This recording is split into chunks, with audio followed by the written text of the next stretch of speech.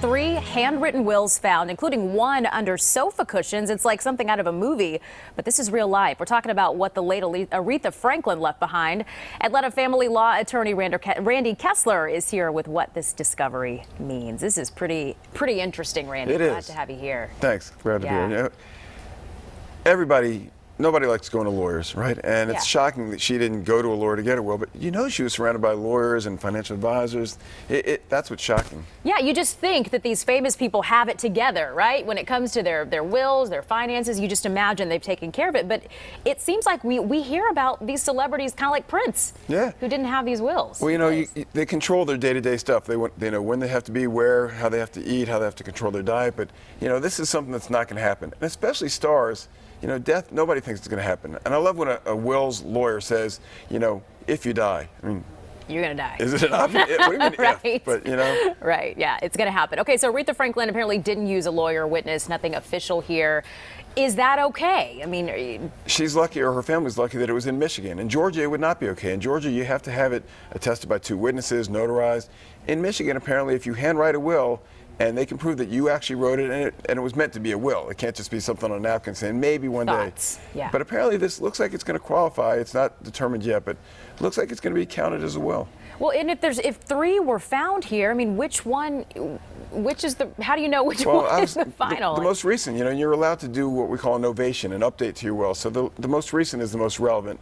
And if they don't contradict each other. Is that the couch cushion one? I think so. That's the 2014 instead of 2010. But wow. Yeah. Wow. Okay, so this is crazy. Now, why didn't all the relatives though just sit down? Why don't they just sit down and work things out? They are going to, and they should. I mean, she's got $80 million. How can they not find a compromise that's satisfactory to everybody? Yeah. These are folks that assumingly had nothing.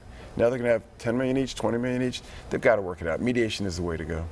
Yeah, so much at stake. So what's the process of putting a will together? I mean, what all does this involve? It's really not that hard. First of all, she can go online. You can go to LegalZoom. You can go to places online. But go to a lawyer. Just make sure it's right. The ounce of prevention is always worth a pound of cure. Just go to a lawyer, a few $100s.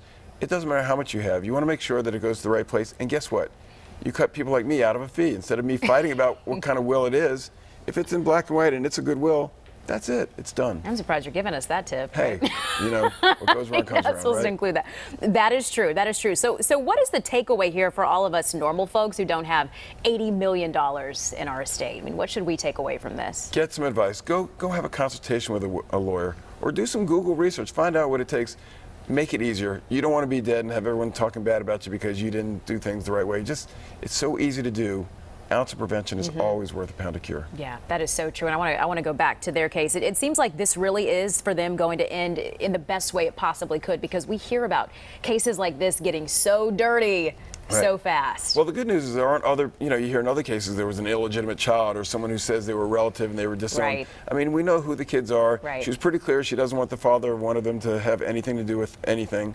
And so her direction is pretty clear. And even if she didn't have a will, it's probably not going to be much different. It's pretty much going to be divided amongst the kids. Yeah, interesting to see. All right, I'm going to take this, though, as surprising news to find it a few years later, right? Not the day after she died, not in her safe deposit box. In the couch. So interesting. Put it somewhere people will find it. Yeah, right. Well, and that was done, I guess.